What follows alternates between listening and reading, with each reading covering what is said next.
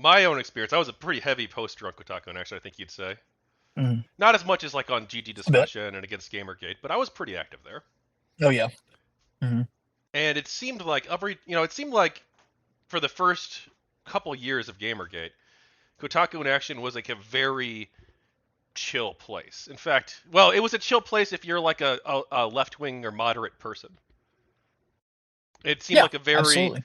very much like a pretty progressive community. Like actually, like very much actually pretty pro-trans, very much classical liberal, free speech, um, egalitarian community. I would I would say it was a little more libertarian than anything else. Um, but yeah, I generally agree with your assessment. Now, I don't think many people would look at what KotakuInAction became later on and use those same descriptors to describe it. No, no, it is a very different place today than what it was back then. And I looked at the numbers on this before I interviewed you. In the spring of 2015, I think KotakuInAction had like 30,000 people. Like that was it. And then in the summer of 2015, it was 50,000. And then now it's 150,000. So this subreddit has seen explosive growth over the course of the past 10 years. Or Hmm. well, that's 9 years, I should say. And it seems like at some point something happened. And then maybe the start of this was the summer of 2015. Something happened in the summer of 2015. Maybe you'll disagree. But I believe there was a very big decision about whether or not to allow non-GamerGate content on the sub. Hmm. And this was a very open discussion that was had with the moderators, with the community. You were very open and transparent about the conversation. Hmm. Um, somewhat perhaps to my shame, I believe I disagreed with you on this, and I actually wanted to open it up to everybody, which I later changed my Yeah, mind on. But I guess that's something that once you make a decision, you can't really go back too easily. yeah. Well, there were a lot of people who, and I mentioned this before, wanted the upvotes to decide everything, to the point where they wanted it to decide sub policy. I think it was some carryover from Chan culture too, that mods are just jannies. They just clean up the trash. They don't actually set the rules for discussion, or at least they shouldn't. They shouldn't have that power. And that was at least it seemed like the prevailing attitude at the time, that all topics should be just baseline allowed. If it's relevant to Gamergate, it will be upvoted. If it's not relevant to Gamergate, it will not be upvoted. And that should be the system. And we, as moderators, disagreed with it.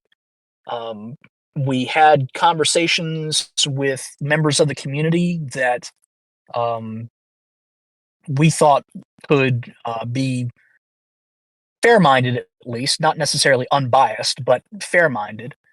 And we ultimately said, no, we are not going to let the community decide um, what lives and what stays, at least not the way that you want. We're going to, oh shit, it wasn't the point system. It was the things that we consider to be off topic have to be a self post or a text post. They can't be a link. And there were certain topics that we said are text post only. And the reason why we said this is because we don't want people to basically become karma whores in here. We don't want people to get their imaginary internet points from posting a whole bunch of like outrage articles, for example. A bunch of bullshit. And we still let those topics through. We said, some of the stuff that you want to talk about, like regular social justice shit that has nothing to do with gaming or Gamergate, y'all can talk about that. But it has to be in the form of a text post. So you can't generate any kind of karma, any fake internet points from it. And people lost their minds. They said, well, you're making a two-tier system. Because text posts don't get upvoted as much as links do. Therefore, you are creating a second class of content on KotakuInAction. And we disagreed. We said, well, if it bothers you that much, then maybe upvote the text posts that you see. Be the part of the solution, not part of the problem. And cue the people calling for my head, calling for the heads of other mods who got really fighty, I guess I could say, in the comments. It was a whole mess. We thought. I'll tell you what was going through my mind at the time. I didn't want the sub to split in half. I did not want the sub, as I saw it, was like Gamergate. And I did not want it to splinter into any more factions because we had just had GG Revolt split off from the main Gamergate HQ on 8chan at the time. And I didn't want there to be any kind of factionalism like that on KotakuInAction. So I tried to do things that would make as many people happy as possible. And it didn't work. Naturally, it didn't fucking work. So, yeah, a lot of people were angry. A lot of people called for my head. I got some nasty DMs around that time. And it was just not fun. It was not fun. And after the self-post rule, you mentioned this very briefly. You later moved. I don't remember where I disagreed with you. I disagreed with you on something on the mod stuff. I don't remember if it was the self-post or if it was the later point system, which I actually think the point system was actually kind of a really smart idea. But you It tried ended up this. working way better than I thought it was going to. So do you want to describe how you implemented this point system later on? I believe this was after the self-post rule, right? No, I wasn't around for the point system. The point system was after I'd already stepped down. Okay. Can I have a few more moments of your time? Thank you again for watching another book interview clip. The full interview is linked in the description.